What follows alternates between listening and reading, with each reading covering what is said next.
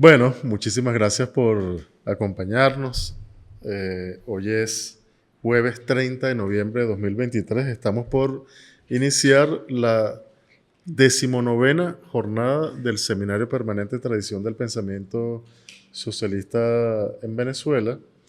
Vamos a trabajar uno de los autores para utilizar una expresión que acaba de utilizar quien hoy nos acompaña, canónicos, uno de los autores señeros de esta tradición, Rodolfo Quintero, y tenemos el honor, el inmenso gusto de que nos acompañe una amiga, Cristian Valles.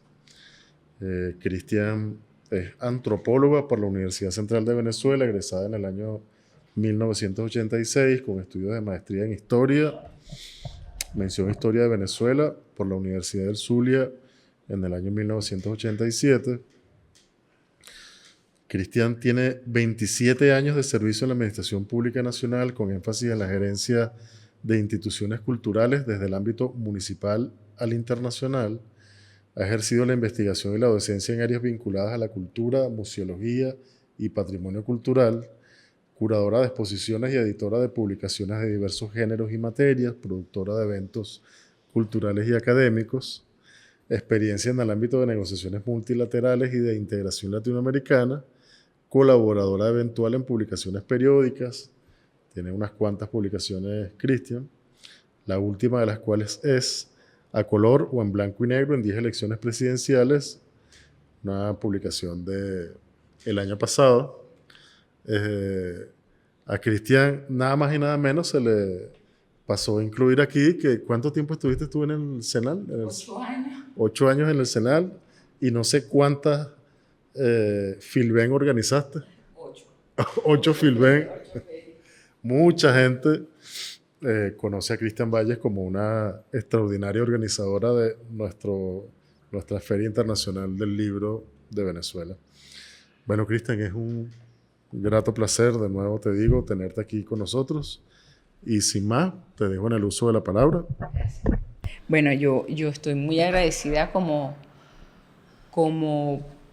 persona y como parte del colectivo del que hago parte, que es el colectivo Uno y Múltiple, que es, digamos, de cuyo seno propusieron mi nombre, Reinaldo, para que estuviera aquí esta tarde para conversarles sobre Rodolfo Quintero. Voy a hablar brevemente. Este es un colectivo que tiene apenas unos meses de organización incipiente. Estamos todavía en este proceso de organizar, de reunir, de convocar distintas generaciones, distintas posiciones, enfoques, no solo de la antropología, sino de las disciplinas también, digamos, asociadas con ella. Y en el marco de este intento de organización, de darle cuerpo a una disciplina atomizada que es necesaria, cuya visión es necesaria para analizar muchos de los problemas, de las situaciones, pero también para plantear opciones, como diría Rodolfo Quintero, caminos para nuestro pueblo y para nuestros pueblos, los pueblos de nuestra América y del sur global. Estamos intentando entonces justamente acercarnos al pensamiento de nuestros maestros, de nuestros fundadores, de nuestros referentes y de nuestras identidades, y de nuestras identidades intelectuales, nuestras identidades éticas que están siendo sistemáticamente o que han sido sistemáticamente soslayadas por una visión, hay que decirlo, colonialista de la academia, en la cual el pensamiento venezolano, el pensamiento que generan incluso las propias universidades de Venezuela, no se revierte en la universidad, las obras no se publican, no hay ninguna generación de demanda de ese pensamiento y por lo tanto seguimos en una situación de dependencia académica, de dependencia intelectual y de menoscabo del orgullo, de la tremenda fuerza que impulsa o que nos insufla cuando nos acercamos a estos autores. Por eso también le queremos agradecer al CEDES, no solo que invite a uno y múltiple y que incorpore la voz de un antropólogo a lo largo, bueno, ha estado Federico Brito Figueroa, ha estado Miguel Acosta Sáenz presente aquí, y quizás ese es el triángulo, la triada que cerramos hoy virtuosa, la triada originaria, digamos, de la antropología profesional en Venezuela, una antropología que tiene en común, además, que esos tres maestros se formaron en México como producto de un exilio asociado con una militancia política y con una vocación de servicio en relación con los proyectos de liberación del pueblo de Venezuela. Por lo tanto, rescato, digamos, el hecho del CEDES, porque es compartimos esta preocupación, no solo por relevar el hecho de que hay un pensamiento venezolano, hay una producción intelectual venezolana, hay una sociología venezolana, hay una antropología venezolana, hay una teoría económica venezolana, hay una filosofía venezolana que fue deliberadamente escondida, ocultada y también llevada en estos términos, repito, que están reflotándose hoy en día, a una condición subalterna que no merece, que no merecemos, ni como pueblo de Venezuela, ni como sociedad productora de conocimiento, ni como sociedad que tiene referentes clarísimos de orientación a los distintos sectores de la sociedad de cómo asumir una voluntad transformadora y revolucionaria de cambio. Dicho esto, por supuesto corresponde, me siento muy agradecida de que esté aquí presente una persona tan cercana como la nieta de Rodolfo Quintero. También debo decir que, a diferencia de muchas de las intervenciones que han tenido aquí durante todas estas 19 sesiones o 18 sesiones previas, yo no soy una especialista en la obra de Rodolfo Quintero. Yo soy una persona que se está acercando de nuevo a la obra de Rodolfo Quintero y que lo estoy haciendo, digamos, repito, como parte de esta tarea colectiva que nos estamos imponiendo amorosamente. O sea, no es una imposición, agobiante, es el desarrollo, el acercamiento a estos maestros con devoción y con amor, ¿no? Y por eso yo decía que yo quería empezar esta intervención diciendo que el amor siempre ha estado presente entre nuestros revolucionarios y nuestros pensadores. Entonces, si yo tengo que hablar de una antropología marxista de Rodolfo Quintero y de qué significa y cómo describe Rodolfo Quintero la venezolanización de Venezuela, es un profundo acto de amor y de reconocimiento por este pueblo. Corresponde, por supuesto, ubicarlo, ¿no?, biográficamente. Nace en Maracaibo en 1909, está por cumplir 114 años el 4 de diciembre. El año que viene son los 115 años y queremos también ir avanzando, ¿no?, en un homenaje, en una recuperación más orgánica de su pensamiento. Y muy tempranamente se vincula a las luchas de la izquierda venezolana, a las luchas antigomecistas y por el proyecto de liberación del pueblo de Venezuela de la dictadura de Gómez. Participa, igual que Acosta Sáenz y que tantos otros, en las luchas de la generación del 28, participa en las es represaliado, como dicen por ahí ahora, y hecho preso. Hay un espacio que no hemos logrado llenar. Hay muy poca biografía, hay que decirlo, de Rodolfo Quintero, y hemos encontrado además muy pocas referencias de estudio de Rodolfo Quintero. Solo hemos encontrado, por lo menos hasta donde hemos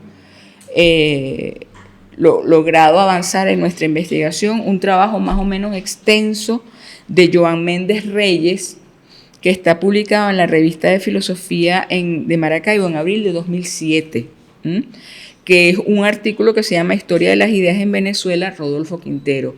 De resto, el acercamiento a la obra de Quintero y a su biografía o se hace a través de obras referenciales, digamos, diccionarios muy generales, que se van reproduciendo después, van acortándose, editándose en las distintas citas que encontramos de él, pero que además, repito, están restringidas prácticamente a los prólogos y a las presentaciones de las publicaciones que se han hecho de él recientes.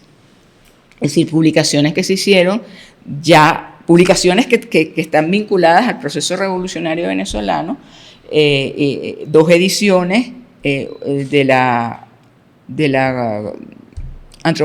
cultura del petróleo, una del 17, que es la del 16 de la Biblioteca de los Consejos Comunales, que es la misma que fue reproducida o reeditada el año pasado en ocasión de la Biblioteca del Bicentenario. Está prologada por Enrique Nóbrega, el gran y recordado, querido amigo Enrique Nóbrega. Y después la presentación de la edición de la Antropología del Petróleo del año 14, editado por el Banco Central de Venezuela, que hace Mendoza Potelá. Pero ambas presentaciones son muy breves y aportan, digamos, pocos rasgos personales de Rodolfo Quintero. Por lo tanto, lo que tenemos es esa descripción bastante esquemática, diría yo, de su tránsito de la lucha del 28 a la huelga petrolera del 36, a la fundación de lo que fue la Sociedad de Mutuo Auxilio de los Obreros de Cabimas y las formas incipientes de organización no solo sindical en Venezuela, sino también, digamos, de un pensamiento y una vanguardia que acompañaba esa lucha petrolera. Y después lo encontramos en México estudiando antropología, una vez es expulsado del país después de la caída del gobierno de Rómulo Gallegos. Es decir, a pesar de que él y Acosta Sáenz estudian en México antropología, no lo hacen simultáneamente. Acosta se gradúa para el año 45, ya Acosta tiene la titulación de antropólogo, mientras que la de Rodolfo Quintero se produce unos años después. No está claro tampoco en qué año exacto, es decir, no hemos encontrado ese dato exacto, que si fue alrededor entre el 49 y el 51, porque él se va a México en el 49. Sí, él se va a México en el 49 y después regresa a Venezuela después de la caída de Pérez Jiménez. Durante ese periodo desarrolla no solo parte de su actividad intelectual ya más orgánica desde el punto de vista académico, empieza a organizarse como académico y empieza a ejercerlo en la Universidad Central de Venezuela cuando arriba después del año 58. Pero sí hay, digamos, algunas fuentes que indican que durante ese periodo él se mantiene activo, sobre todo en el tema de la organización de partidos políticos. Es decir, él nunca abandona su condición de militante de partidos políticos y además atraviesa por digamos, es famosa, digamos, la referencia de que él hace parte de la primera célula fundada por el Partido Comunista de Venezuela, pero en ese mismo año ya se traslada a otra organización porque vislumbraba en el Partido Comunista una alianza de clases con la que él aparentemente no estaba de acuerdo. Eso es lo que reseñan estas fuentes.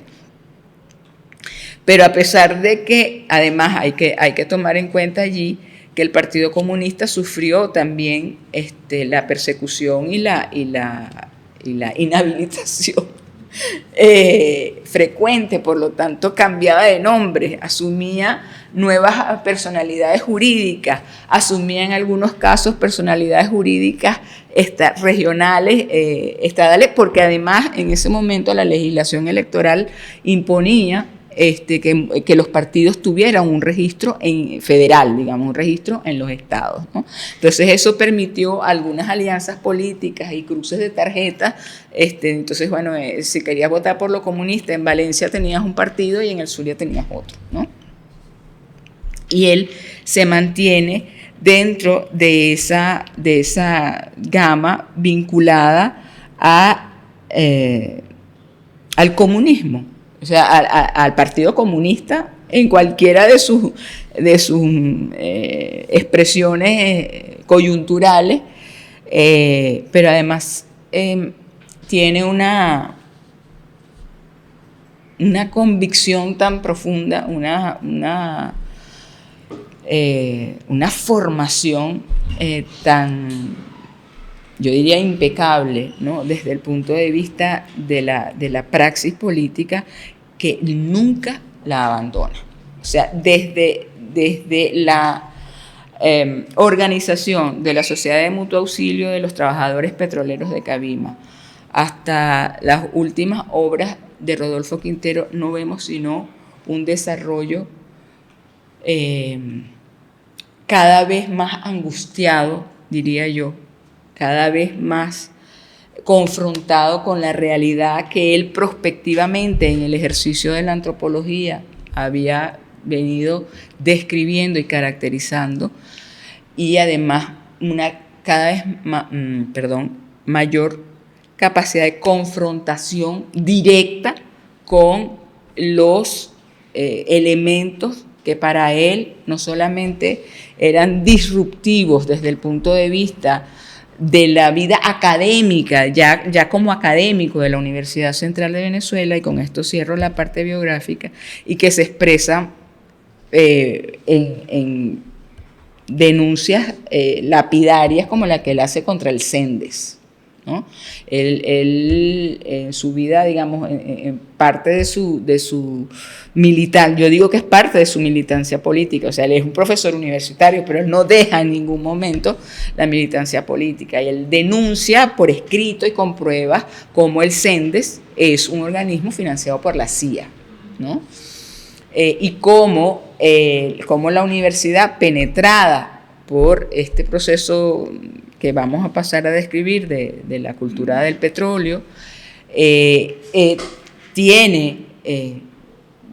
penetra en las distintas esferas de la sociedad, una de esas, una universidad que recordemos que no era precisamente eso, esa es la universidad todavía, la Universidad Pérez Jimenista, pues, o sea, esa universidad en la que él arranca en el año 58, todavía no ha formado, digamos, no le ha dado tiempo de generar ningún tipo de organización distinta a la que tenía durante el periodo de la dictadura, y que estuvo al servicio, por supuesto, también de la implantación de ese modelo que él analiza y que caracteriza extraordinariamente bien.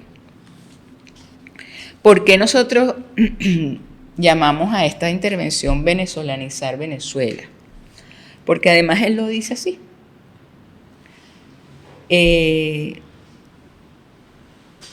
Esa es una primera pregunta que vamos a responder. ¿Qué es venezolanizar Venezuela en Rodolfo Quintero? Y por qué nosotros queremos caracterizar hoy lo que nosotros llamamos la antropología marxista de Rodolfo Quintero. Hay un pensamiento marxista y hay una antropología. Es decir, hay una disciplina científica orientada desde el materialismo histórico que se corresponde con tres elementos absolutamente básicos y elementales.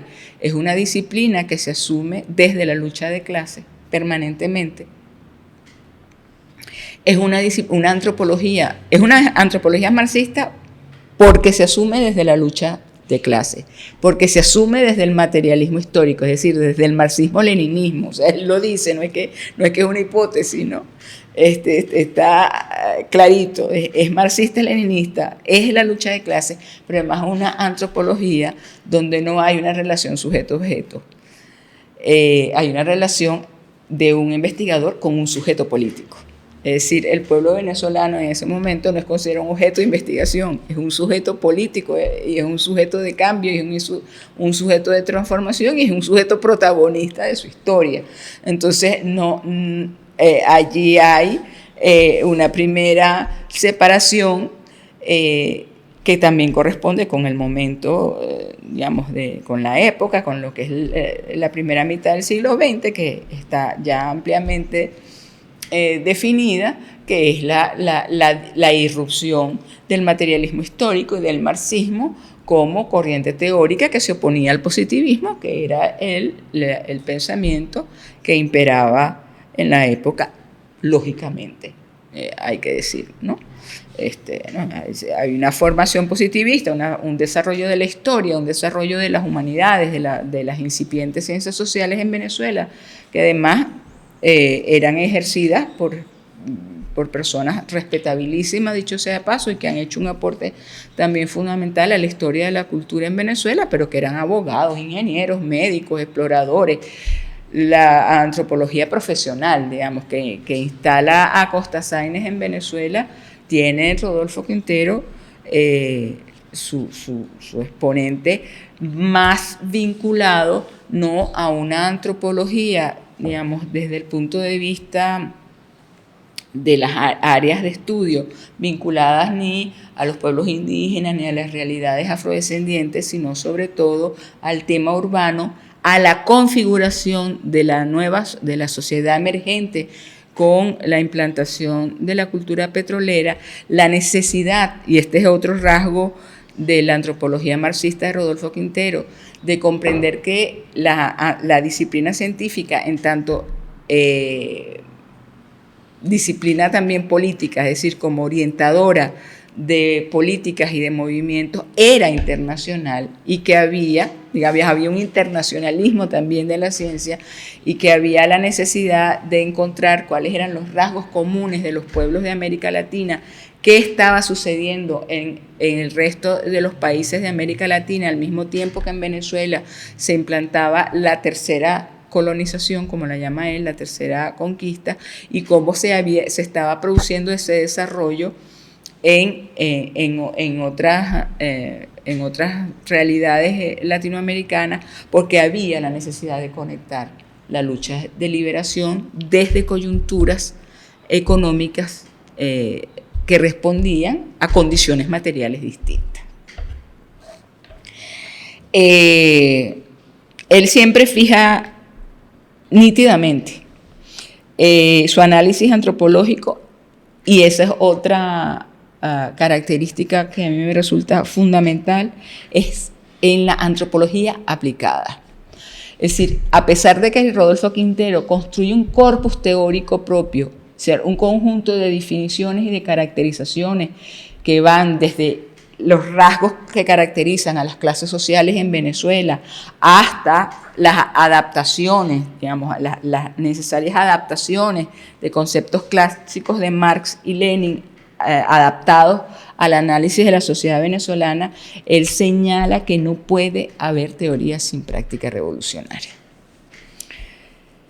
Él señala que la antropología está aplicada a la resolución de los problemas del país, a la necesidad de orientar prácticas colectivas que ayuden a superar los niveles de dependencia producidos por la tercera conquista, es decir, la colonización del país que se produce a partir de la implantación de la cultura del petróleo y por ende ayudar al hombre y a la mujer venezolana, al pueblo venezolano, no solo en la búsqueda de su independencia definitiva y de su liberación, sino a partir también de la comprensión amplia de lo que sucede en toda la periferia que conforma en esta coyuntura América Latina.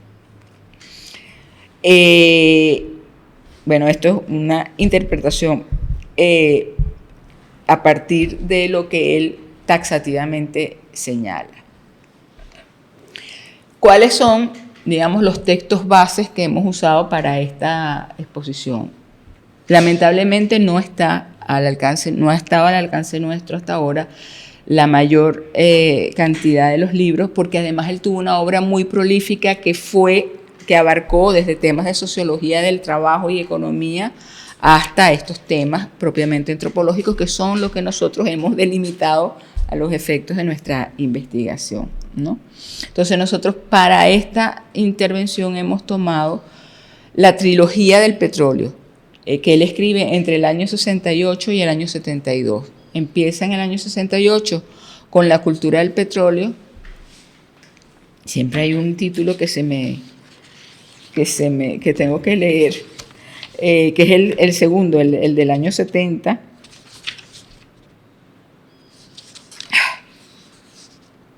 Se llama algo así como el petróleo y el Estado, ya va. Sí, y el tercero es el de la cultura, la antropología del petróleo, que es el del año 72. Y hay otro libro que escribe en ese mismo arco temporal, que es Caminos para nuestros pueblos, que es del año 69. En todo caso, hemos entonces dividido esta intervención siguiendo un poco la cronología, entendiendo que estos libros además uno va haciendo más comprensivo el anterior, ¿no? Más abarcante. En el caso de la antropología, la cultura del petróleo, Rodolfo Quintero se dedica a caracterizar los mecanismos por los cuales se produce el desplazamiento o el intento de progresivo desplazamiento de las culturas criollas, de las culturas tradicionales básicas, basales más que básicas, fundamentales de la sociedad venezolana, y su desplazamiento por la cultura que emerge o por los mecanismos, digamos, de la superestructura que se imponen para consolidar la base productiva de explotación del petróleo en Venezuela y las relaciones laborales que se producen entre las compañías transnacionales y los asalariados en Venezuela.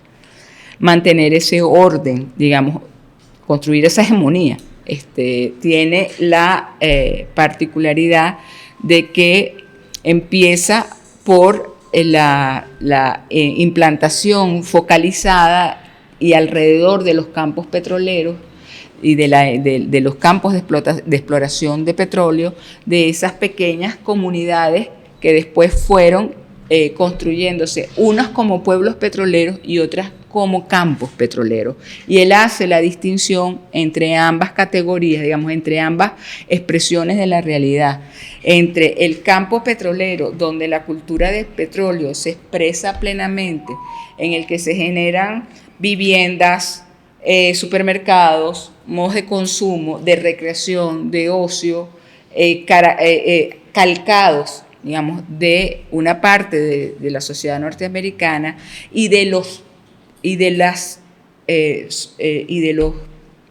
pueblos petroleros, que son los que están en la periferia de esos campos, de esos campos petroleros, y que vienen a proveerle, yo diría que cierto, un poco al lado de los cabellos, cierto principio de realidad criolla, ¿no? Con a los que están dentro del campo petrolero, con la vida que se genera fuera de ella, pero que además sirve también como válvula de escape para lo que son, digamos, los procesos de reidentificación de los sujetos venezolanos que trabajaban en esos campos petroleros. Y yo aquí voy a hacer una referencia personal porque yo nací en un campo petrolero, ¿no? Cuando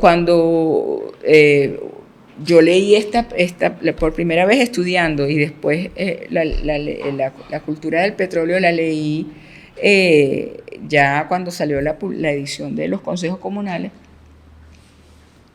yo me vi reflejada allí, ¿no?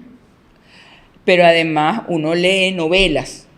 Por cierto, que Rodolfo Quintero se refiere en Caminos para nuestros pueblos a la ausencia de una estética, es decir, de una obra literaria que dé cuenta de la cultura del petróleo, y habla de la novela petrolera como una deuda que tiene la intelectualidad venezolana. Pero más allá de ese inciso, digamos, uno ve novelas o lee algunas de las aproximaciones a la novela petrolera en Venezuela y se da cuenta de que están los campos petroleros y después las ciudades de servicio afuera, que eran servicios de prostitución,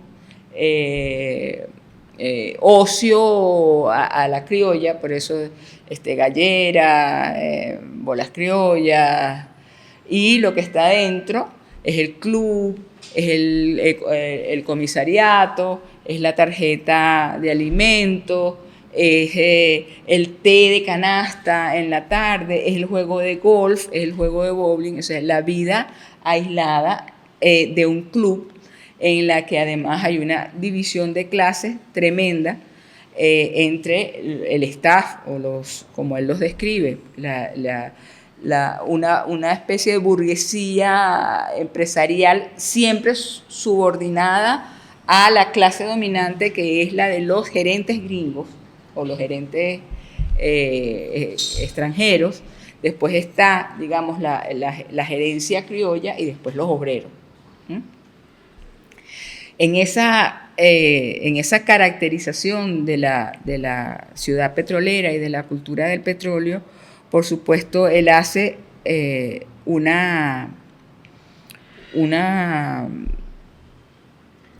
señalamiento de su obra antropológica y de cómo él aborda este tema de lo petrolero y por qué para él es fundamental, porque él lo que está advirtiendo, y por eso digo que en su obra yo percibo una gran angustia, está advirtiendo el cambio, o sea, él está viendo el cambio, la alienación absoluta, la enajenación completa, y él siente la necesidad como prospectivamente de señalar que esto está sucediendo y que nosotros todavía estábamos en ese momento en condiciones de frenarlo, en condiciones de pararlo, y la manera de pararlo era a través de los procesos de liberación. Para entender, yo creo que mejor todo este fenómeno que se produce desde la implantación de la cultura del petróleo, él, a diferencia de otros autores, no solo de esa época, sino de hoy, para Rodolfo Quintero, el foco en la colonización o el proceso de descolonización no está vinculado a la primera conquista, sino a la última. Es decir, en Caminos para Nuestros Pueblos, él señala los tres procesos de conquista y colonización de Venezuela. El primero, el de 1498, con todo lo que trajo de genocidio, de desplazamiento, de muerte, pero también del establecimiento de una sociedad que le lega, él rescata esa visión quizás algo eurocéntrica, religión y lengua a este país, que lo hace común con los otros países y que constituyen un sustrato identitario fundamental si se quieren establecer alianzas, comprensión y propósitos comunes con otros pueblos de América Latina, ¿no? Ese primer proceso entra en ese primer proceso de conquista con la lucha por la independencia, empieza a transitar en la búsqueda de lo que él denomina las culturas criollas o culturas nacionales, que son abortadas a finales del siglo XIX o en el último tercio del siglo XIX con el proceso de europeización que se produce con lo que él llama el proceso de la segunda conquista o segunda colonización. La segunda colonización, que es, por cierto, y muy a tono de lo que estábamos viviendo hoy en día, el proceso de avanzada de Inglaterra y de Francia en la exportación no solo de su modo de vida, sino también de los negocios que estaban haciendo en torno a los ferrocarriles, puertos y obras de infraestructura en general, que traían aparejado un proceso de europeización, un cierto afrancesamiento en los modos, en la superestructura, diríamos, en los modos, pero que no llegó a avanzar. ¿En qué se manifiesta más, digamos, más abiertamente el impacto de esa segunda conquista y de esa segunda colonización en la organización de los partidos liberal y conservador que se establecen en Venezuela como reproducción especular de los partidos conservador y liberal de Inglaterra. Entonces dice, bueno, intentaron colonizarnos, fue por esa vía, ¿no?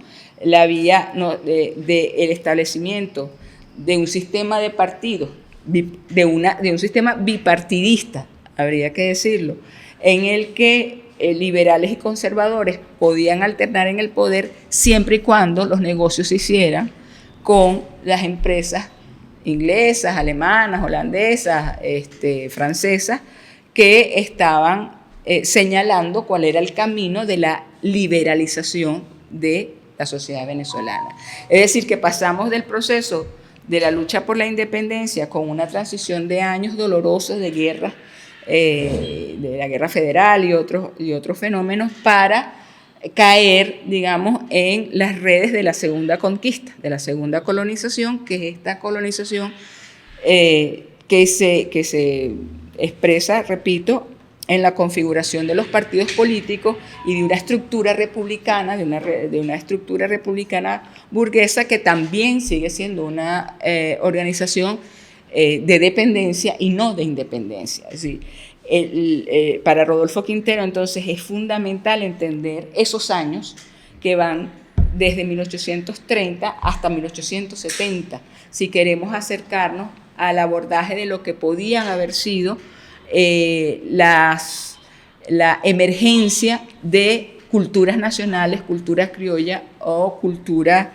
que tenía un sustrato que venía del proceso colonial, pero que tendía a no ser reproducción ni producto de una imposición que en ese momento estuviera ejerciendo una fuerza extranjera, sino el producto de una decisión crítica, y él siempre lo señala así, una decisión consciente y crítica del pueblo venezolano, y una valoración y una puesta en común de esos rasgos culturales que respondían, que si bien respondían al periodo colonial y a la interacción de clases que se produjo durante ese largo proceso, eran el germen incipiente de lo que nosotros podíamos empezar a construir.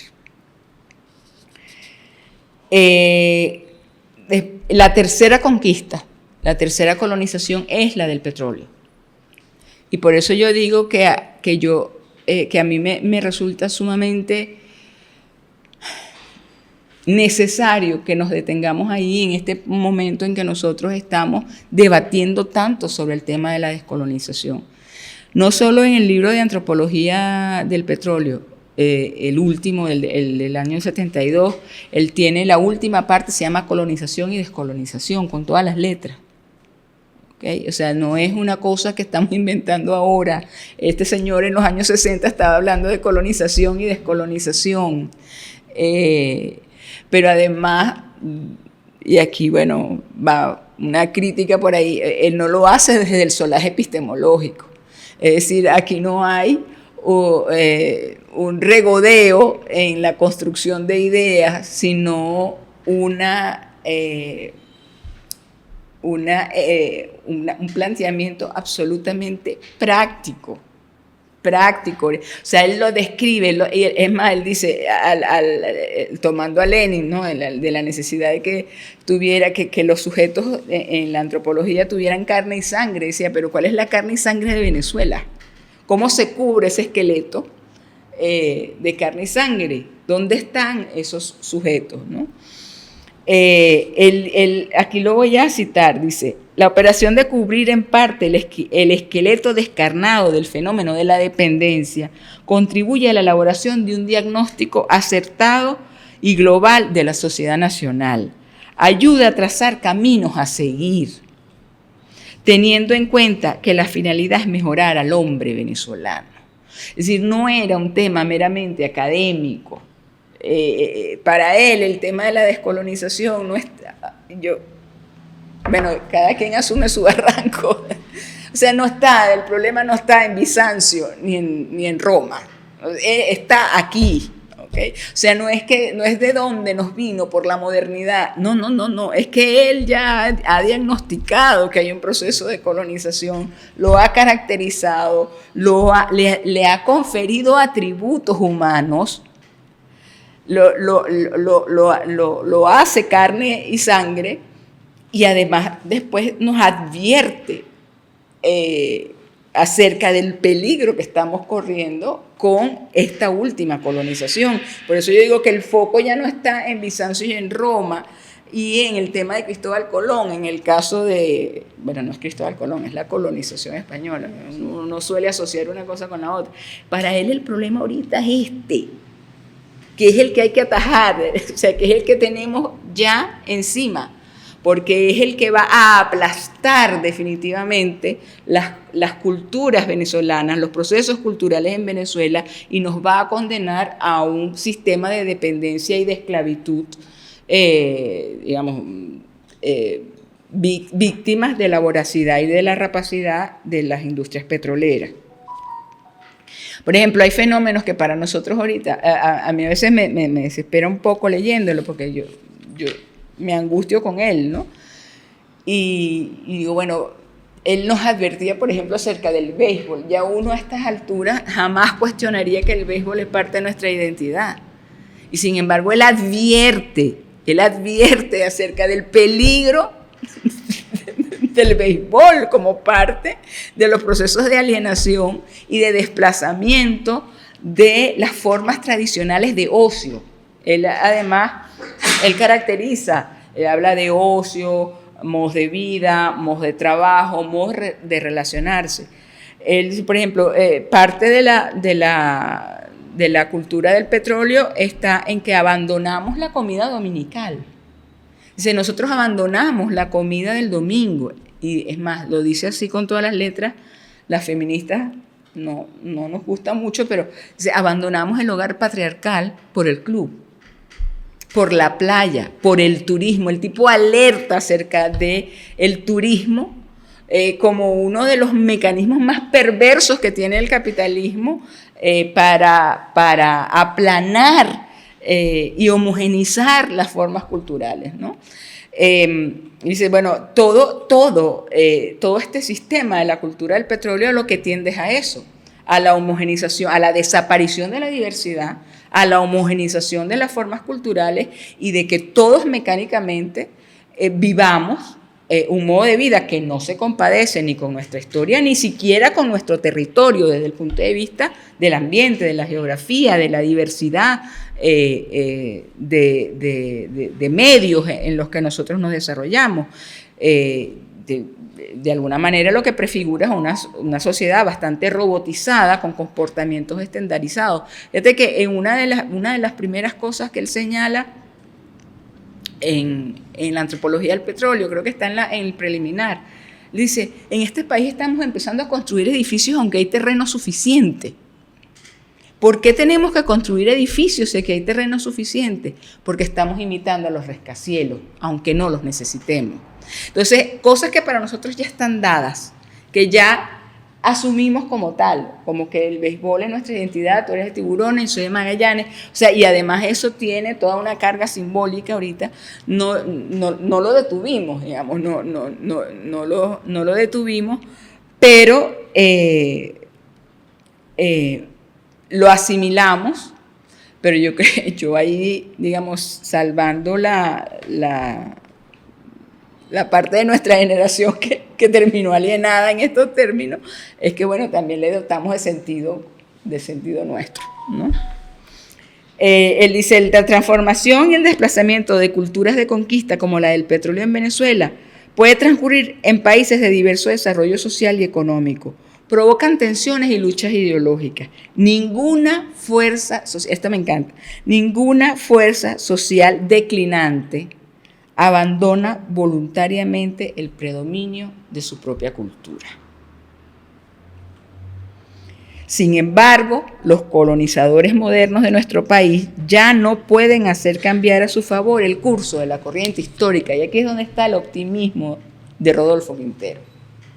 Él siente que el bloque histórico llegó para quedarse, o sea que la emergencia de las fuerzas populares y de las luchas populares está allí y va a ser ese el freno y no solo el freno, la vanguardia que va a propiciar la lucha de liberación nacional. Sus fundamentos se quebrantan cada vez más bajo los golpes del movimiento popular nacionalista, que es la apuesta de Rodolfo Quintero para frenar a la cultura del petróleo y para generar las condiciones por las cuales se produzca una reapropiación, o sea, una puesta en valor de las culturas tradicionales venezolanas, de los valores asociados al periodo que antecedió a la cultura del petróleo y por cierto, muy clara, mecanismos de interculturalidad y de valoración de lo presente con lo pasado y con lo que está sucediendo simultáneamente. Es decir, él no en ningún momento plantea una cerrazón fanática según la cual nosotros no podemos relacionarnos con otras culturas o no podemos adoptar e incorporar a la nuestra expresiones culturales provenientes de otras sociedades. Lo que dice es que hay que hacerlo críticamente, y yo creo que en eso todos estamos de acuerdo, ¿no? Entonces se dice, no es que no haya ningún tipo de intercambio, las sociedades se intercambian, es decir, las sociedades son dinámicas y las sociedades producen periódicamente esas transformaciones de su seno o producto del contacto con otras, pero hay que hacerlo críticamente y con conciencia de ello. ¿Cuál es el valor que tiene? Voy a saltarme aquí algunos que creo que están, o algunas ideas que están desarrolladas. Cuando, por ejemplo, él plantea la segunda colonización, la segunda de los ingleses. Dice, fueron los ingleses, lo digo porque lo del Esequibo está vivo y yo creo que nosotros todos tenemos que también hacer como Manolito el de Mafalda y hacer publicidad de vez en cuando con lo del Esequibo. Dice, fueron los ingleses los primeros grandes colonizadores de la América libre, cuyas economías de origen colonial se subordinan a la economía capitalista mundial, desplegándose en sentido capitalista también, pero de manera deformada. El ritmo de este proceso no es el mismo en todas las naciones. Varía según la estabilidad de las naciones feudales en cada una de ellas. En Argentina es más rápido que en Bolivia y en Brasil. Inglaterra, líder colonialista de la época, poseía el mayor poder industrial del mundo y era dueña de una formidable flota mercante. No requería de colonias para obtener beneficios, materias primas para sus industrias, alimento para su población y mercados para sus manufacturas. Su colonialismo se dirigía principalmente a convertir estados independientes en países coloniales y semicoloniales.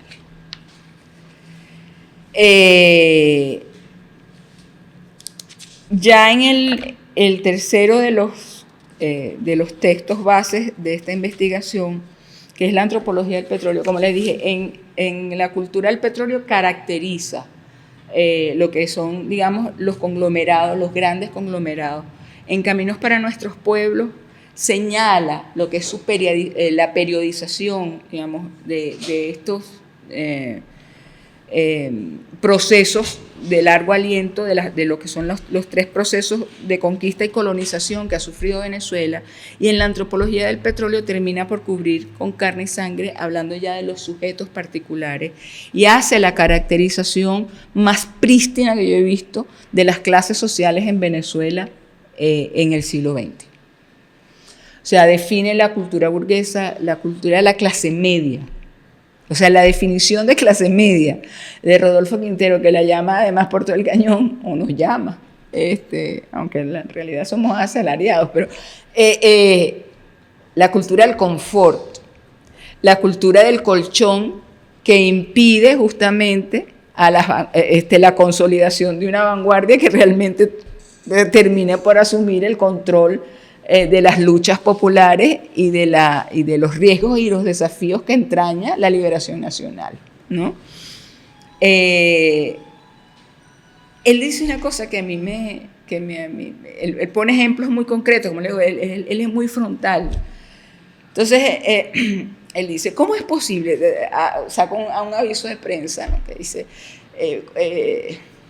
promoción Carlos Marx, de economista de la Universidad Central de tal año, ¿no? Entonces hay un aviso en la prensa invitando a la promoción, a la fiesta de promoción de los 10 años de la promoción Carlos Marx, y la promoción Carlos Marx en el Hotel Caracas Hilton, ¿no? Entonces él dice allí, bueno, y es que en 10 años se les olvidó Marx, ¿no? Porque él incluso en su documento, en su opúsculo, en su documento de denuncia del CENDES como agente de la CIA, como órgano operador de la CIA, y él lo presenta con pruebas, además, entre otras cosas señala cómo se van perdiendo los contextos simbólicos en los cuales se producen determinados fenómenos, ¿no? Fenómenos culturales. Él dice, bueno, si tú vas desentrañando a la academia de su propia función académica y te la llevas para los hoteles, también la estás despersonalizando. O sea, hay un proceso allí de asepsia, ¿no? Y de además o sea, no es lo mismo un evento de estos en la universidad, donde se supone que tú tienes que cuando te lo llevas a un hotel, lo enfrías, le pones precio a un cubierto y le pones palto y corbata. O sea, son dos situaciones completamente distintas. Él en la antropología del petróleo además mide rigurosamente a través del uso de encuestas y de estadísticas, tablas estadísticas, por ejemplo, el impacto que ha tenido la cultura del petróleo en distintas generaciones de Venezuela, incluido un estudio acuciosísimo que hace del impacto de la cultura del petróleo dentro de los estudiantes que participaron en la renovación universitaria. Y él lo mide, él establece un baremo, y él dice, bueno, este porcentaje se acomodó, este porcentaje se fue para los partidos políticos tradicionales, estos abjuraron del asunto y se fueron directamente a trabajar para las transnacionales y las compañías, y esto es lo que está resistiendo. Pero está ahí cuantificado, solo que él, repito, a ese dato cuantitativo le suma un análisis cualitativo y unas conclusiones acerca de por qué se produjeron los fenómenos y cómo se produjeron. Incluso él denuncia a Luis Lander así todo el tiempo, ¿no? Con nombre y apellido. No solo como operador de la CIA, sino que dice cómo es posible y cita a García Arocha, el otro, a García Arocha el bueno, y sobre un congreso de medicina que también se va a hacer fuera de la universidad. Dice, ¿cómo es posible que estén montando un congreso de medicina en un hotel? O sea, él insistía en lo que Marc Augé llamaba los no lugares, dicho sea de paso.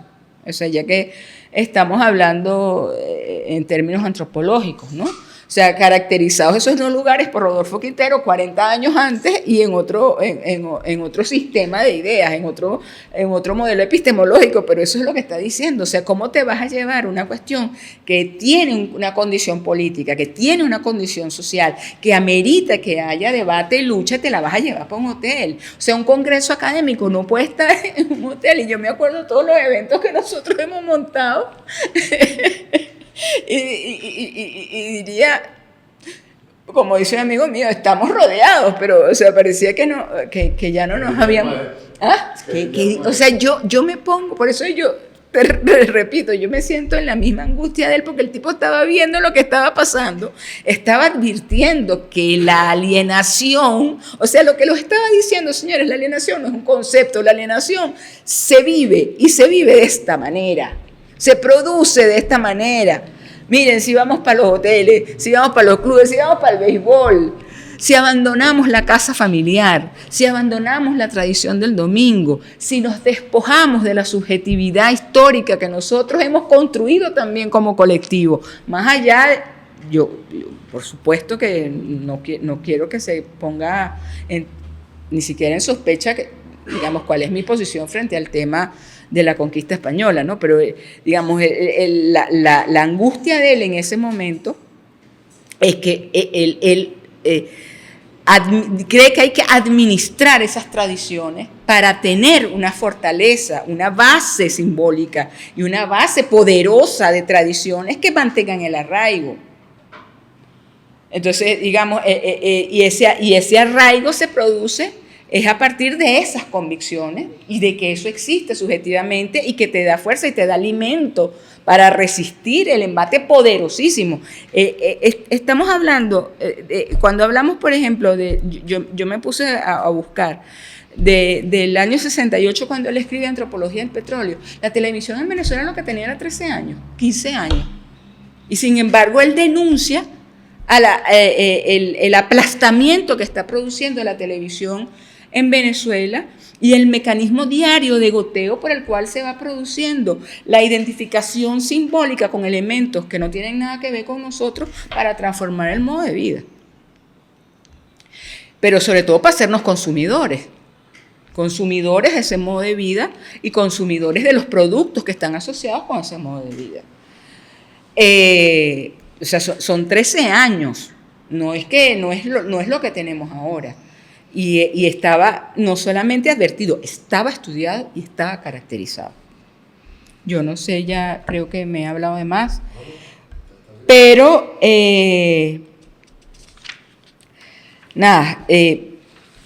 yo ya quisiera retomar el título para finalizar. ¿Por qué venezolanizar Venezuela? Vuelvo a la pregunta. Ese proceso de revenezolanización, es decir, de reencontrarse y de identificar cuáles son los rasgos constitutivos y diferenciados de las distintas sociedades que coexisten en nuestro territorio, necesarísimo para afrontar el proceso de descolonización. El capítulo 9 del libro de Antropología del Petróleo es el que se llama Descolonización Petrolera. Y allí, en Descolonización Petrolera, él dice: descolonización y progreso autónomo son el subíndice.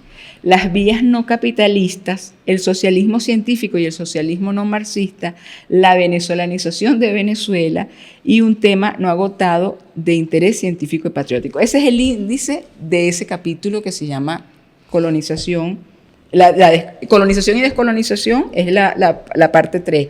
Y el capítulo 9 es el que se llama la descolonización petrolera. Él señala allí: la descolonización y el desarrollo son procesos dialécticos.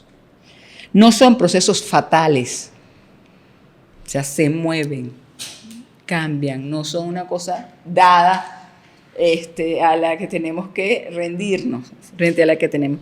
La historia del pasado de Venezuela, el paso de una dependencia a otra dependencia, del predominio de una conquista, de una cultura de conquista a otra, sirve ahora para abrir caminos hacia la liberación.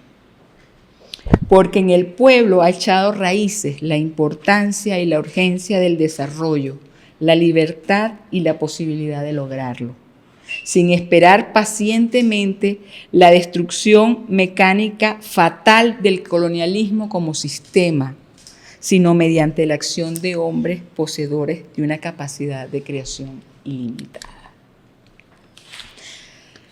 Así como siento la angustia, siento la esperanza que este hombre me produce, ¿no?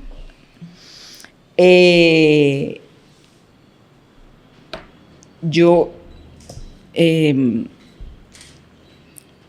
creo que es fundamental no solo este proceso del CEDES de traer de nuevo a los fundadores de este pensamiento de liberación nacional, que generan además, repito, una filosofía, una epistemología, una teoría, una práctica académica y política. O sea, estos tipos no podían ser más intelectuales orgánicos ni que Gramsci los hubiera radiografiado, ¿no? Es que eran impresionantes, nos enorgullecen. A mí me conmueven profundamente. Una gente además, que terminaron aislados dentro de la propia universidad. Y hay que decirlo. La universidad, él estaba presidiendo el Instituto de Investigaciones Económicas y Sociales, pero él estaba aislado, se llama como él. ¿Y dónde está su obra? ¿Dónde está? O sea, repito, si tú tienes a un tipo que escribe un libro que se llama La cultura del petróleo en un país petrolero, que está debatiendo su futuro, incluso en el año 74, 73, 74 ya se va arriesgando al tema de la nacionalización. Lo tienes escribiendo 5 años antes. ¿Dónde está la reproducción de esa obra, por Dios?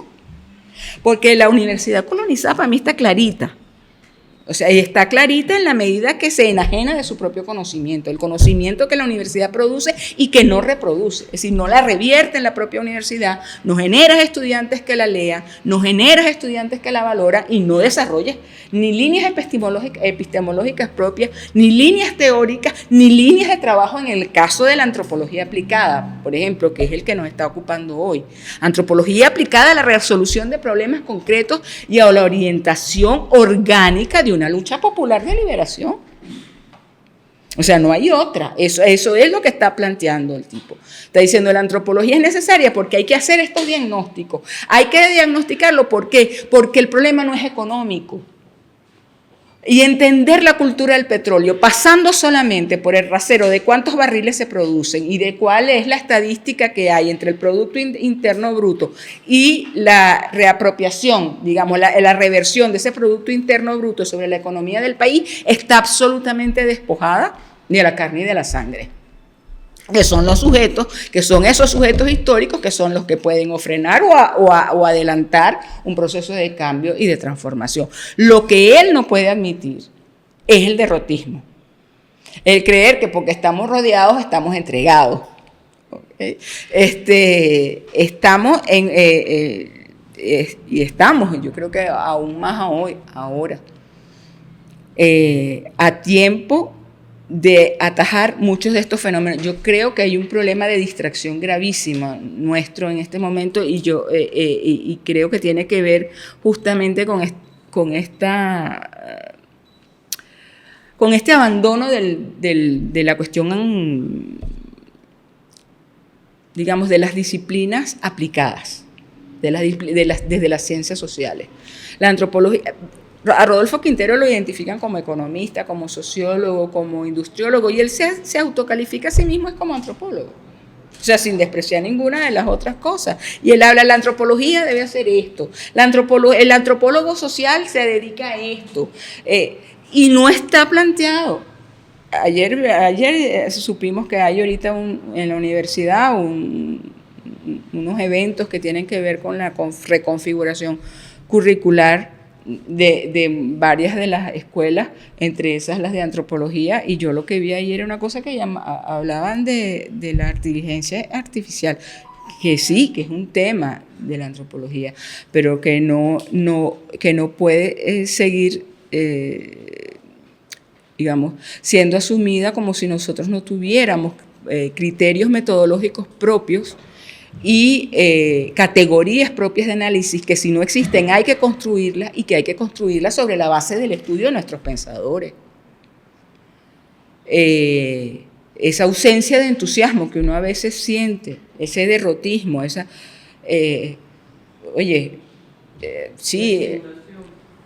sí, pero es que además es que hay una baja autoestima profesional. O sea, yo sí creo que hay disciplinariamente, y eso creo que tiene que ver con estos estudios de la democracia socialista, el hecho de que nosotros sentimos que nosotros no hemos construido teoría revolucionaria y la tenemos. En este país hay teoría revolucionaria. No digo Pío Tamayo para acá, pero es que el chavismo es una teoría revolucionaria, que hay que terminarla de construir, por cierto, pero hay teoría revolucionaria. Entonces pareciera que nuestros referentes académicos no están por ninguna parte, pero es que no están porque hay una deliberada ocultación de ellos. Y es parte del coloniaje que impuso la cultura del petróleo. Porque además aquí ya, jalando las brasas para la otra sardina mía, que es el tema de la producción editorial, uno ve que además el tema de la conformación hegemónica internacional, que tiene que ver también con la implantación de los modelos de pensamiento, tiene que ver con la venta del libro. O sea, si tú no circulas esa información, si tú no la editas, pero además si no generas. O sea, si estos tipos no están en la bibliografía de una materia, porque en Venezuela no se enseña antropología venezolana. No hay ni una asignatura de antropología venezolana. Ni una de pensamiento venezolano. No hay. Yo vuelvo a la autorreferencia. Yo me gradué hace casi 40 años y yo vi un seminario de Morgan, uno de Malinowski, yo no vi por allí ni a Costasaines, ni a Antolines, ni a Rodolfo Quintero, ni a ninguno de esos. Y eran seminarios a Boas, a Malinowski, o sea, nada que ver con la antropología venezolana. Pero si tú hablas con un filósofo, te dicen que en la escuela de filosofía no hay líneas de desarrollo de filosofía venezolana. Si hablas con un sociólogo, te dice que tampoco hay una línea de pensamiento y de investigación sobre la sociología venezolana. Si vas a la escuela de letras, te encuentras que hay 2 o 3 asignaturas en una malla curricular de este tamaño donde dan algo de letras venezolanas, porque ni siquiera llega a categorizarse como literatura. Es decir, hay un profundo desprecio por la producción intelectual venezolana y ahí sí una profunda alienación de la universidad consigo misma, porque son sus profesores pagados por ellos, haciendo investigación para la universidad que después termina en una edición. En una edición. Así no se construye hegemonía. Y eso lo tiene clarito el sistema mundial. Por eso nos impregnan con libros, POP, no sé qué, del mismo. Y nos siguen teniendo, hablando desde el sur global, viendo producciones editoriales que se producen en el norte geográfico. Entonces, ya para cerrar, yo espero haber cubierto, aunque sea parcialmente, el compromiso que yo personalmente me hice y a través de mi colectivo de Uno y Múltiple, con Rodolfo Quintero. Yo creo que lo que amerita en este momento es casi que hagamos lecturas compartidas. Agarrar los libros de este señor y hacer un club de lectura y vamos a leerlo, porque es que los libros no están, miren, yo fui a la Biblioteca Nacional, yo estoy haciendo también un arqueíto de la obra de él, de los artículos de prensa, que son muy ricos y además de un amplísimo, unas cuantas, bueno, gracias a mi amigo Gabriel Saldivia también que me está ayudando con eso, ¿no? Para ser justos con el reconocimiento. Pero, digamos, la obra está dispersa, la obra de Quintero. El único ejemplar de la antropología del petróleo que hay en Biblioteca Nacional le falta el último capítulo. La edición del siglo XXI de 1972. Le falta el último capítulo, está mutilado el libro, que es el capítulo de la colonización y la descolonización. Y yo lo estaba preparando para un evento en el que iba a hablar de por qué los pensadores venezolanos no están en el debate del pensamiento postcolonial cuando aquí hay una amplísima producción de intelectuales venezolanos que hablaron del problema de la subalternidad, de la dependencia y de la superación de la dependencia y de la colonización. Porque esos tipos no están en el debate en Perú, en Argentina, en Claxo. ¿Por qué no aparecen en la bibliografía? No aparecen porque están invisibles aquí en primer lugar. Es decir, hay una vergüenza tremenda, una necesidad de desaparecerlos. Es una cosa increíble, da muchísima impotencia, ¿no? Los tenemos ahí y no están disponibles. Entonces, creo que urge y creo que se está haciendo un esfuerzo. Ahorita lo acabo de ver en la última feria de ediciones de pensadores venezolanos. Antolines, por ejemplo, que no está publicado, se acaba de publicar. A Costasaines, Vida de los esclavos negros, 70 años, 4 ediciones. O sea, es que esto no se entiende. Caminos para nuestros pueblos, una edición en el año 69 que no está en ninguna parte.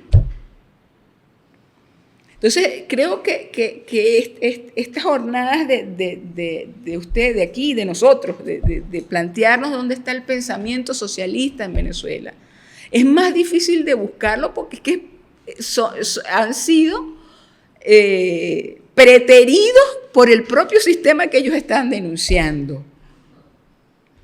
Entonces, digamos, más allá del CENDES como operador de la CIA, eso es fantástico, esa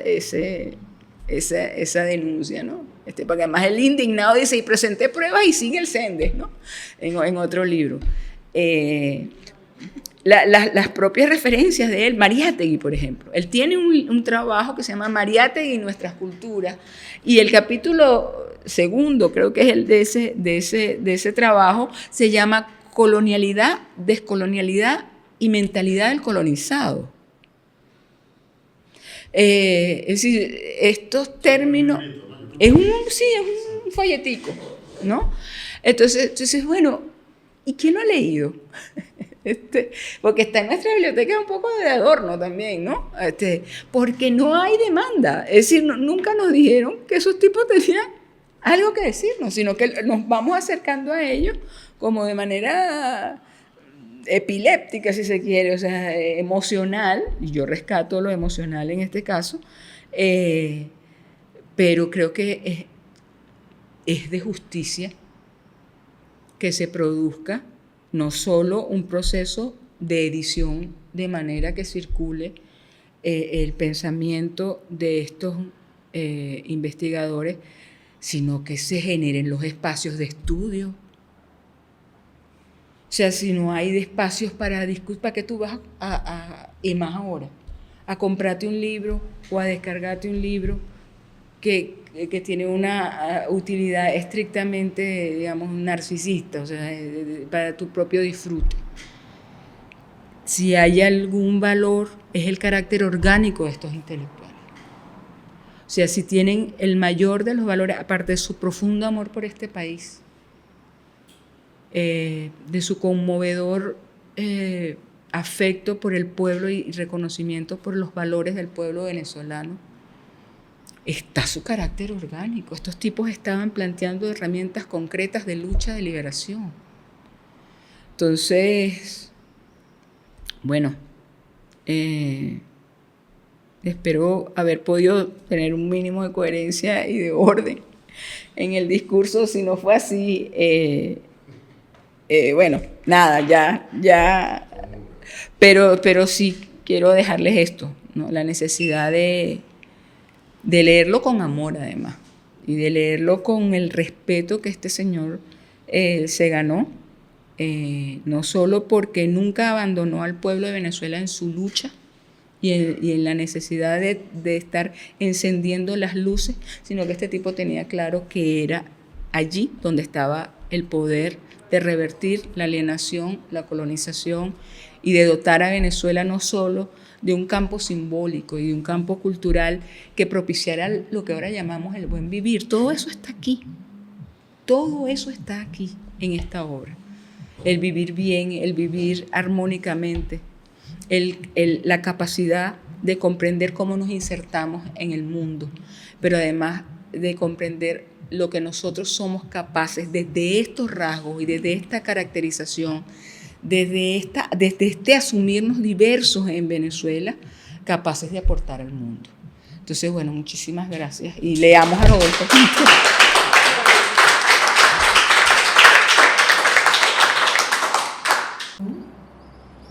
Este homenaje para papá. Yo viví toda mi vida con él y fue un ejemplo, la semblanza que tú das de su rectitud, de su ser tan directo, eso era así hasta en la casa. Y de verdad que lo agradezco muchísimo. Muchísimas gracias. Y en lo que los pueda ayudar, con mucho gusto. Agradecidísima. Muchísimas gracias a usted. Muy bien, yo aplaudo realmente su intervención con muchos detalles que necesitamos mucho más tiempo en sí, pero especialmente la preocupación, la angustia también que todos tenemos que también tuvo el camarada Rodolfo en su época, de realmente cómo logramos revertir lo existente. Hay muchos diagnósticos, cómo es, lo criticamos, pero cómo hacer una revolución dentro de la revolución que realmente es capaz de revertirlo. Bueno, uno está claro, la parte editorial, pero ya tenemos algunos años en una nueva fase, y eso todavía queda relativamente pobre, y como usted también dijo, se dedica más a editores internacionales que nacional. Yo comparto en general es un desprecio o otra palabra de repente es que subestimación, que realmente aquí puede salir algo bueno. Y eso sería nuestra tarea, realmente enfrentar eso, dar un ejemplo, luchar por cosas concretas. Nosotros, aquí hay algunos compañeras que conocimos personalmente a Rodolfo en la universidad, como militantes políticos. Tuvimos un círculo de estudio, donde en esa época, en mediodía, encontramos en algún rincón de la UCB, y uno de los temas en ese momento fue también la revolución industrial, con todas sus consecuencias para la sociedad, para la cultura, para la alineación. Entonces, tenemos un gran recuerdo de ese camarada Rodolfo Quintero, siempre militante, desde la mayoría o desde la minoría, siempre con su propia opinión, como decía Gama, siempre frontal. Pero también algo impresionante, el ejemplo de la vida personal, una sencillez que con su obra, con su nombre, podría tener mucho más pompa. Entonces eso también será interesante en ese estudio de la democracia socialista, que la palabra que uno expresa, o la responsabilidad que uno tiene en determinado momento, corresponde también dar ejemplo al pueblo para las luchas. Eso es otro, y realmente hacer énfasis en el estudio. Entonces, en la lectura, cómo hacerlo en los nuevos tiempos. Si es necesario, y soy optimista, eso se logra. Fíjate una cosa, la última parte que dio la profesora, que me parece muy interesante. Yo creo que, con relación a lo que estamos diciendo el camarada Carolo, también debemos hacer lo que se llama una fuerte autocrítica con respecto a la obra de Rodolfo Quintero, y también de aquellas personas que lo acompañaron, Salvador de la Plaza, Federico Brito Figueroa, tanta gente que realmente estudió la realidad nacional. Pero que la obra de Rodolfo Quintero no solamente está en lo local, la cultura del petróleo no es solamente lo local. Donde hay una transnacional petrolera está la cultura del petróleo, es universal. Esta cultura del petróleo la vamos a ver dentro de poco ahí con Guyana, que está la ExxonMobil metiéndose en Guyana. Ahí van a ver los guyaneses lo que es la cultura del petróleo. Entonces, tanto que hablamos nosotros, y lamentablemente en nuestra universidad, yo recordaba en estos días, un camarada del Partido Comunista de España me decía que llegaba a un salón en España y preguntaba: a ver, ¿ustedes conocen a Cervantes, a Gabriel García Márquez, a fulanito de tal? Y los muchachos le respondían: no, profesor, está equivocado, ellos pertenecen al otro salón, ¿no? Igual pasa también en las salas de profesores de las universidades. Usted va a una sala de profesores, de la Universidad Central, de la Bolivariana, la UNECA, quien sea, y desconocen a Rodolfo Quintero, a Federico Lito Figueroa, a Salvador de la Plaza. Entonces yo creo que hay que hacer una fuerte autocrítica, pero constructiva.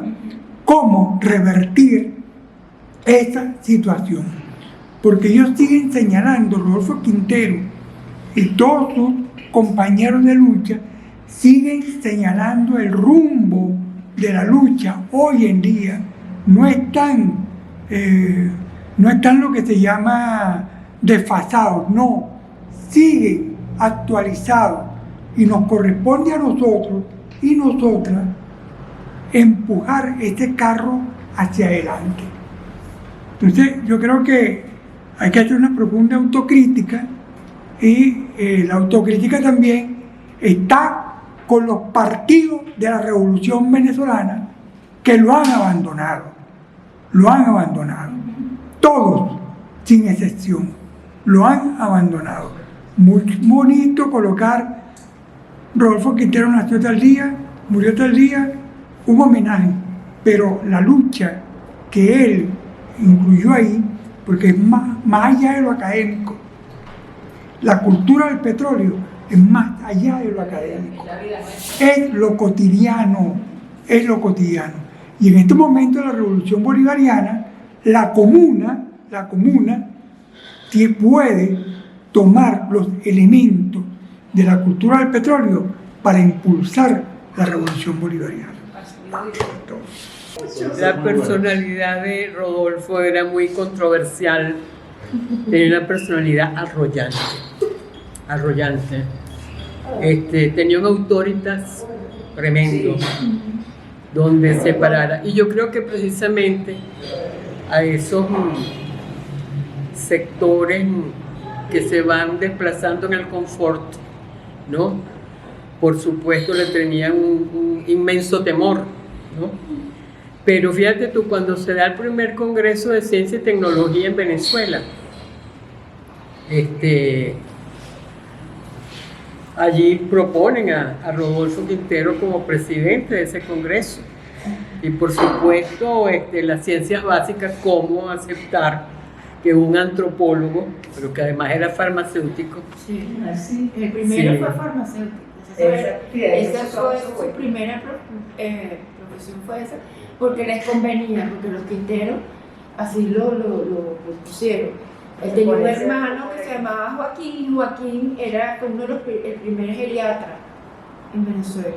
Entonces el papá, o sea, mi bisabuelo, pensó que, ahora Fito, que era Rodolfo, para seguir la tradición, él va a ser ahora farmacéutico. Y por eso él estudió farmacia. Pero no era uno de esos, entonces ahí parte del hueco Y entonces, bueno, el Rodolfo Quintero, siendo antropólogo como lo conocía la gente, fue electo como el presidente de ese primer Congreso de Ciencia y Tecnología en Venezuela.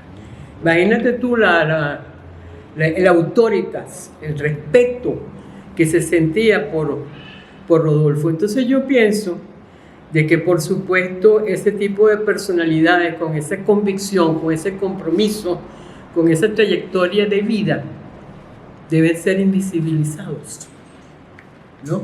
Y eso pasa en diferentes etapas de la historia, ¿no? De la historia.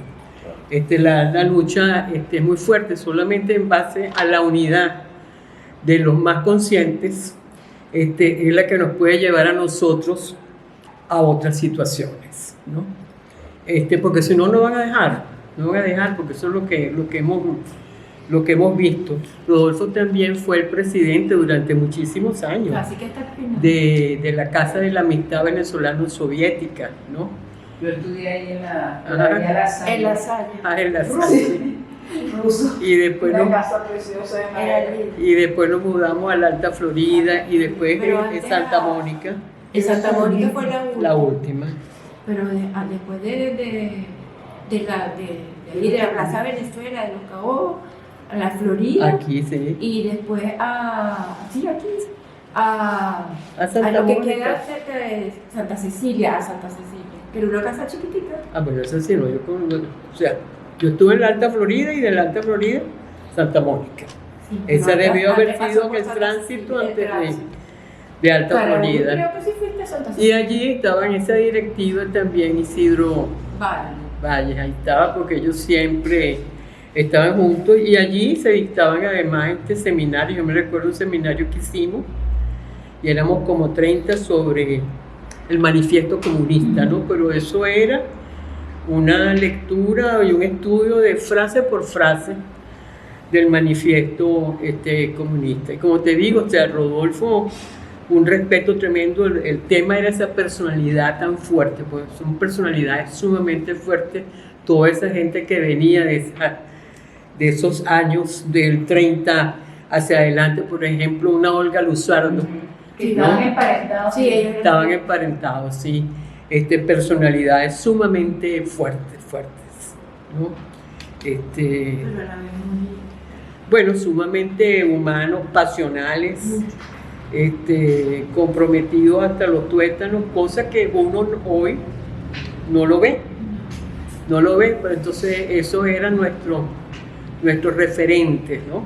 Yo, por ejemplo, ingreso al Partido Comunista después de la división del MAS y del PRD y de todas esas divisiones que se dan con la derrota político y militar de la guerra. Y esa gente se mantuvo dentro del Partido Comunista. Y todos esos otros que aparecen como no militantes, por ejemplo Miguel Acosta Sáenz, o un Gabriel Bracho, etcétera, etcétera, todos esos formaban parte. No eran militantes quizás en la práctica cotidiana de, qué sé yo, pegaficha, etcétera, pero todos esos formaban parte del Partido Comunista.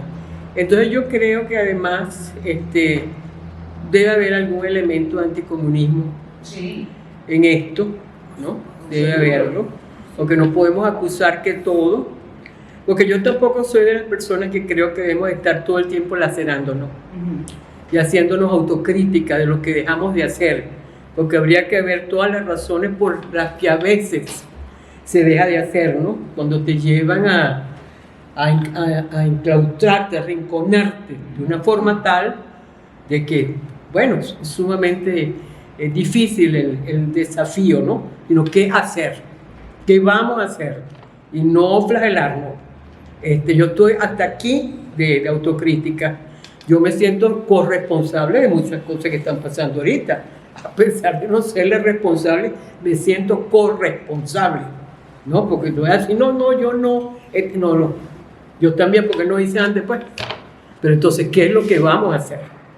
Porque las desviaciones son sumamente fuertes y bueno, tenemos que sacar todo eso hacia afuera y avanzar, y sobre todo con las nuevas generaciones que desconocen, ya no hay hábitos de lectura, ya la vida universitaria, por ejemplo, dejó de ser esa vida que nosotros teníamos, que estábamos los 365 días del año en las universidades, que vinculábamos la universidad a los barrios, a las luchas de los trabajadores, que la actividad, así es, la actividad intelectual, cultural, seminarios, sala sala de conciertos, aula magna, etcétera, era una vida de todos los días. Yo me recuerdo tener 8 actividades distintas en un solo día, ¿no? Una actividad sumamente rica. Yo le preguntaba a los hijos míos, ellos están graduados, bueno, pero ¿cómo es eso?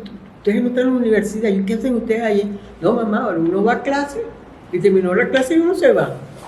O sea, 0 actividad cultural, 0 actividad deportiva, 0 actividad política. Política. No hay, mentira. Son grupitos, ¿no? Grupitos, etcétera, ¿no? Bueno, entonces la personalidad de Rodolfo, me recuerdo un tema de un conflicto de Rodolfo con Héctor Silva Michelena cuando era decano, ¿no? Que él le pedía, yo no recuerdo exactamente cómo era, ¿no? Tendríamos que ponernos a recordar. Él le pedía como que era una reunión a Héctor Silva, y Héctor Silva, tú sabes, ¿no? Entonces le sacó un comunicado en la prensa emplazándolo, pero con todos los hierros, porque además era un hombre sumamente valiente y confrontativo. Sí, yo de verdad No, es porque no quise desviarme tanto en esas anécdotas. Yo hice mi trabajito aquí, pero es que es impresionante lo transparente que es escribiendo en relación con eso, porque no es una anécdota, digamos, para él es parte de una manera de operar que él tiene que denunciar. Entonces es parte de una ética del trabajo. Esa ética, eso era en ellos todos, no era solo en Rodolfo. Esa generación, el carácter de una generación. Sí. Bueno, no sé si quieres agregar. Yo quería también como último la anécdota que a mí me encantó cuando estaba yo revisando la bibliografía, ¿no? de él, la bibliografía de sus obras. Esta es la bibliografía de la cultura del petróleo. Y entonces dice bibliografía, estadísticas, ¿no? Bueno, hay que recordar que él coordinó el estudio de Caracas. O sea, un estudio interdisciplinario que después, o sea, que ese es otro reconocimiento que se le hace. Entonces dice estadísticas diversas y además a los autores, ¿no? Pablo González Casanova, Él dialogaba además con todos estos intelectuales de América Latina. O sea, y yo creo que eso es otra de las cosas que aprendí, que se le escuché hace poco a alguien en una conferencia, pero que también es parte de nuestro deber, que es poner a nuestros autores a dialogar con sus pares, porque había correspondencia, había trabajos comunes, había un intercambio y había una posición política común. O sea, a eso me refería también con lo del internacionalismo. Es decir, había una red de pensadores que estaban ubicados en una posición política. Y él aquí entre la bibliografía pone la vida cotidiana, o sea, entre las estadísticas, la vida de Cosick Adolf, y entre Cosick y Lenin está la vida cotidiana de los trabajadores de las ciudades y los campos, intelectuales, profesores universitarios, estudiantes, industriales, comerciantes, lumpes de diversos sectores de la sociedad venezolana, estudiadas cuidadosamente por el autor. O sea, los sujetos están presentes. Mira, está Julien Claude, Cosick Adolf, la vida cotidiana de los trabajadores, y después Lenin, Lévi-Strauss, los Saldana. Es decir, el pueblo, sujeto, no objeto, sujeto, también como fuente de conocimiento fundamental. Yo creo que este señor, de verdad, cierre, la tarea que tenemos de generar los espacios de estudio pasa por esto de tener también conciencia de cómo somos hegemonizados, cómo somos colonizados todos los días por la universidad global, por el pensamiento global que hizo una universidad global y un conocimiento global con esa mega industria poderosísima que no solo es de contenidos, es de dinero, es de venta, es de circulación y es de sujetos que pretenden despojarnos a nosotros de nuestra capacidad subjetiva justamente, y que creo que es lo que estos señores nos indican cómo resistir. Bueno, se acabó ahora sí por mi parte.